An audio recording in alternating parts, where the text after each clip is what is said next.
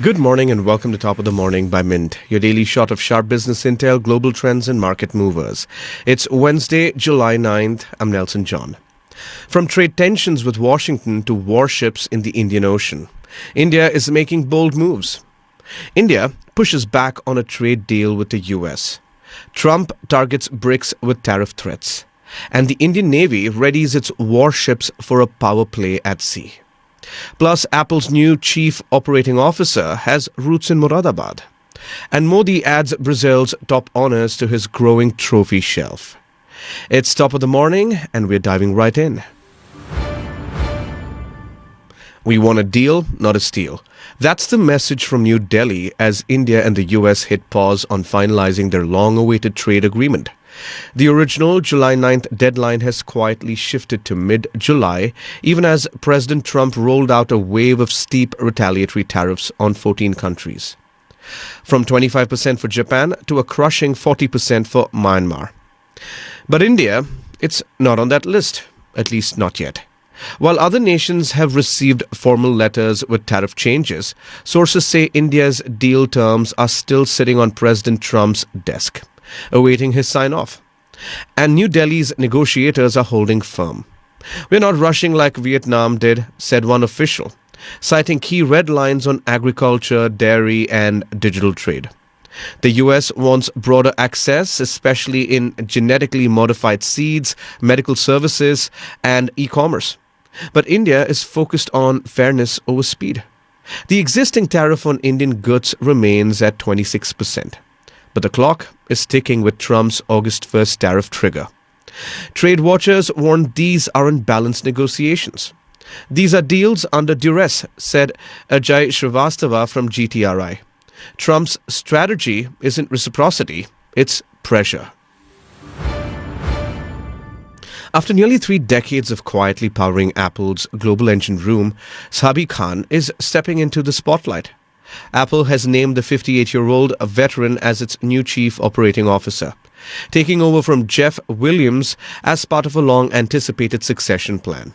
Sabih is a brilliant strategist and one of the central architects of Apple's supply chain, said CEO Tim Cook, praising Khan for leading with heart and values. Born in Moradabad, India, Khan's journey took him from Singapore to the US, where he studied economics and mechanical engineering.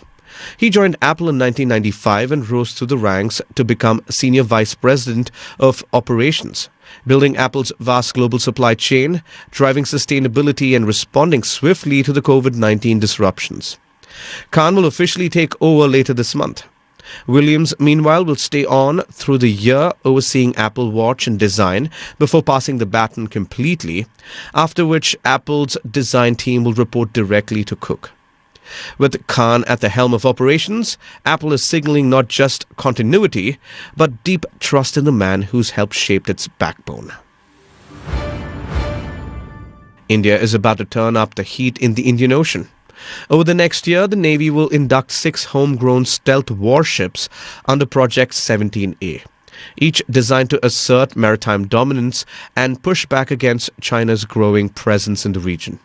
By August 2026, warships Udaygiri, Taragiri, Mahendragiri, Himagiri, Dunagiri and Vindyagiri will be in action. With 75% indigenous components, these 6,670-ton stealth frigates come armed with BrahMos missiles, advanced sensors, and serious sea power. This is a showcase of India's warship building prowess, said officials. The 45,000 crore rupees P-17A project is an upgrade over the older Shivalik class and builds on the momentum set by the commissioning of INS Nilgiri early this year. Mumbai's Mazgon Dock is building Taragiri and Mahendragiri, while Kolkata's GRSC is working on the other 3.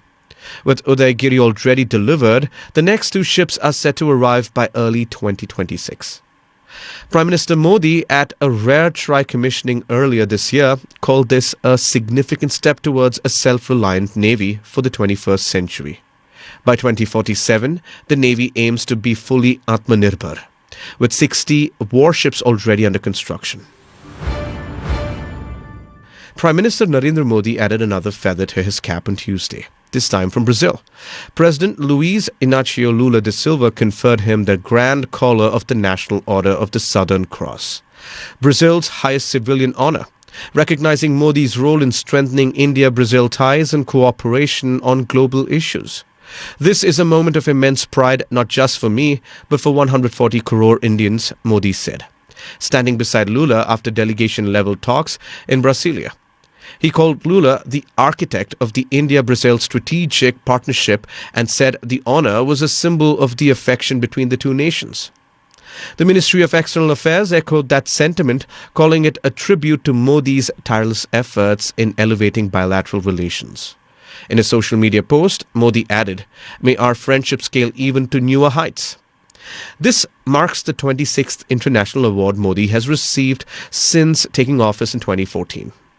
Just days earlier, Trinidad and Tobago honored him with their highest civilian award, the Order of the Republic, making him the first foreign leader to receive it. Clearly, Modi's foreign policy charm offensive continues to strike a global chord. Donald Trump is turning up the heat on BRICS, and India is in the crosshairs. Speaking to reporters on Tuesday, Trump accused the BRICS bloc of trying to destroy the dollar and warned that all member nations, which includes India, would face a 10% tariff. BRICS was set up to hurt us, to degenerate our dollar. That's okay. They want to play game. I can play too, Trump declared. Calling the US dollar king, Trump said any challenges to its global dominance would come at a big price. He dismissed BRICS as not a serious threat, but claimed its goal was to replace the dollar as the world's standard. He took a jab at Joe Biden, blaming him for weakening America's global financial position. If we lose the dollar as the world standard, that's like losing a world war, Trump said, warning that only a smart president could protect the greenback's supremacy. India, a key BRICS member, now finds itself navigating a delicate balance as Trump's campaign rhetoric once again ties economic policies to geopolitics. That's all for today. Thank you for joining in. We're eagerly looking forward to our next Top of the Morning episode, which will be packed with the latest news. Until then, this is Nelson John signing off. Have a great day.